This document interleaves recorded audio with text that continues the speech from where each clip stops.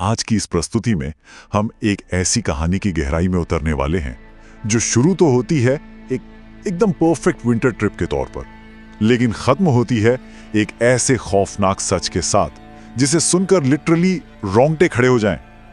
हम बात कर रहे हैं मनाली की वादियों की, एक ऐसा रहस्य जिसने कुछ दोस्तों की जिंदगी हमेशा के लिए पलट दी।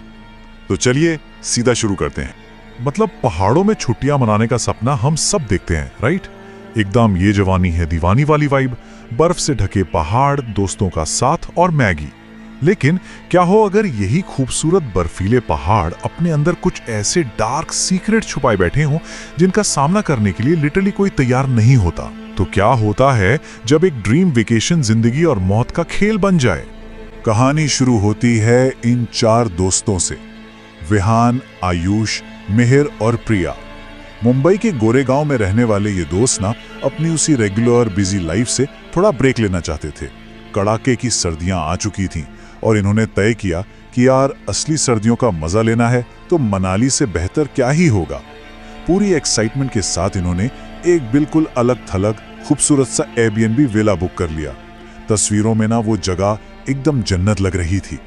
तो उम्मीद थी एक फुल सर्विस विला की, जहां केयरटेकर और सारी बेहतरीन सुविधाएं मिलेंगी। जब वो वहां पहुंचे तो बाहर से सब कुछ परफेक्ट था, एकदम तस्वीरों जैसा, लेकिन असलियत कुछ और ही थी। ओनर का अचानक मैसेज आता है कि केयरटेकर ने एकदम से काम छोड़ दिया है। तो अब वो चारों उस अनजान सुनसान विला में बिल्कुल अकेले थे। ये था पहला बड़ा रेड फ्लैग। खैर, पहले दिन तो सब नॉर्मल रहा। अब आती है अगली सुबह, उनकी ट्रैकिंग ट्रिप। चारों दोस्त ट्रैकिंग के लिए पहाड़ों पर निकल पड़े। माहौल एकदम बढ़िया था, वादियां एंजॉय कर रहे थे। फिर चलते चलते वो थोड़ा थक गए और एक चाय की टपरी पर रुके। विहान ने कहा कि ठीक है, वो सबके लिए चाय ले आता है। और बस यहीं से इस ट्रिप की पूरी वाइब बदल जाती है। 5 विहान जब चाय लेकर वापस लौटा ना तो उसके हाथ में 5 चाय थीं। ग्रुप में लोग थे 4, लेकिन चाय आई 5। और जब उससे पूछा गया कि भाई ये 5वीं चाय किसके लिए है, तो उसका जवाब लिटरली सुन्न कर देने वाला था। उसने बड़ी सहजता से पूछा, 5वां इंसान कहां गया? बाकी तीनों एकदम शॉक में। विहान पूरे कॉन्फिडेंस के साथ कह रहा था कि जब से वो लोग सुबह विला से निकले हैं, उनके साथ एक और शख्स लगातार चल रहा है। उसे लगा कि वो उनके ग्रुप का ही हिस्सा है। दोस्तों ने सोचा कि चलो शायद पहाड़ों का वहम है, थकावट होगी, और इसे हंसी में टाल दिया। अब मनोविज्ञान में इसे पैरानोया कहते हैं। मतलब एक ऐसी इर्रेशनल और लगातार बनी रहने वाली फीलिंग कि कोई अदृश्य शक्ति या इंसान आपके आसपास है। दोस्तों ने तो इसे सिर्फ विहान का वहम मान लिया। लेकिन रात को जब वो वापस विला पहुंचे तो विहान अंदर जाने से लिटरली घबरा रहा था। उसका डर बहुत गहरा था और ये साबित करता है कि वो सिर्फ एक थकावट वाला वहम नहीं था। डरावनी घटनाओं की शुरुआत, क्योंकि अब जो मनोवैज्ञानिक डर था वो विला के अंदर असली और खौफनाक घटनाओं में बदलने वाला था। सबसे पहले प्रिया के साथ कुछ ऐसा हुआ जिसे नो रिफ्लेक्शन यानी कोई परछाई नहीं कहा जा सकता। वो नहाने वॉशरूम गई, बाहर निकली तो देखा बेसिन का शीशा पूरा फॉग से भरा है। उसने हाथ से शीशा साफ किया और जो दिखा वो कोई भी इंसान बर्दाश्त नहीं कर पाएगा। शीशे में पीछे का पूरा कमरा साफ दिख रहा था, लेकिन उसमें प्रिया की खुद की कोई परछाई थी ही नहीं। वो चीखती हुई बाहर भागी। हालांकि मिहिर ने अंदर जाकर देखा तो उसे सब नॉर्मल लगा। माहौल थोड़ा लाइट करने के लिए वो सब विला की छत पर चले गए। आयुष अपना गिटार बजा रहा था। तभी मिहिर की नजर पड़ी पड़ोस की छत पर। वहां एक काली बिल्ली बैठी थी और वो बिल्ली लगातार इन लोगों के विला की तरफ देखकर अजीब तरह से फुफकार रही थी। मिहिर ने उसे पुचकारा तो उसने देखा और एकदम से मुंह फेर कर चली गई, जैसे वो किसी खतरे को पहले ही भाप चुकी हो। और फिर पूरे विला की बत्ती गुल हो गई। अचानक से गुप्त अंधेरा। अब आप खुद सोचिए, एक सुनसान विला, अजीबोगरीब घटनाएं और फिर अंधेरा। प्रिया पहले से ही शीशे वाली बात से डरी हुई थी। इस अंधेरे ने पैनिक बटन दबा दिया। उन्होंने तुरंत डिसाइड किया कि बस अब हमें यहां से फौरन निकलना है। और वो सब घबराहट में सीढ़ियों से नीचे भागने लगे। आप घटनाओं का तेजी से बढ़ना नोटिस कीजिए। शाम को धुंधले शीशे वाली घटना, रात को फुफकारती बिल्ली, और अब आधी रात का वो वक्त जब एक मुस्कुराते हुए आदमी से आयुष का सामना होने वाला था। ये बिल्डअप सच में डरावना है। जब वो अंधेरे सीढ़ियों में नीचे उतर रहे थे तो आयुष ने पीछे विहान की तरफ देखा। विहान एकदम रुक गया था और उसने आयुष को चेतावनी दी। उसने कहा, 5वां आदमी वहीं खड़ा है। आयुष ने घूर कर देखा पर उसे कुछ नजर नहीं आया। लेकिन विहान उसी 5वें आदमी की बात कर रहा था जो सुबह उनके साथ ट्रैकिंग पर था। मामला अब हाथ से निकल रहा था।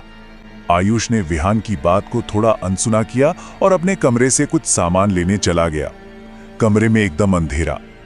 तभी पीछे से लाइट के झपकने की वो जो फ्लिकरिंग साउंड होती है ना, वो आई। आयुष जैसे ही पीछे मुड़ा, वहां अंधेरे में वो मुस्कुराता हुआ साया खड़ा था, एक अनजान आदमी। वो कुछ नहीं बोल रहा था, बस आयुष की तरफ देखकर एक खौफनाक सी स्माइल दे रहा था। आयुष को तुरंत विहान की बात याद आ गई। उनके अलावा वहां कोई और भी था। खौफनाक सच। और अब आता है इसका खौफनाक सच। अपनी जान बचाकर जब आयुष नीचे सीढ़ियों की तरफ भागा तो जो सच सामने आया वो किसी भी भूत या आत्मा से ज्यादा खौफनाक था। आयुष ने नीचे जाकर देखा कि उसके तीनों दोस्त विला के बाहर एक पुलिस ऑफिसर से बात कर रहे हैं। उन दोस्तों ने बताया कि उन्होंने तो ये विला महीनों पहले ऑनलाइन बुक किया था, लेकिन पुलिस की असलियत एकदम अलग थी। ऑफिसर ने कहा कि बिना डायरेक्ट परमिशन के यहाँ किसी को भी आने की इजाजत ही नहीं है। ऑनलाइन बुकिंग और ग्राउंड रियलिटी में एक बहुत बड़ा जानलेवा गैप था। और फिर पुलिस वाले ने कहा, 3 दिन पहले यहाँ केयर टेकर का खून हुआ था। बस इस एक लाइन ने सबके पैरों तले जमीन खिसका दी।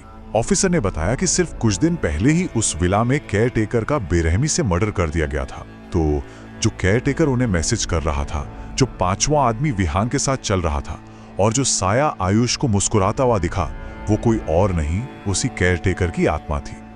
ये सुनकर चारों का दिमाग सुन्न हो गया, लेकिन वहां से भाग निकलना ही सबसे सही फैसला था।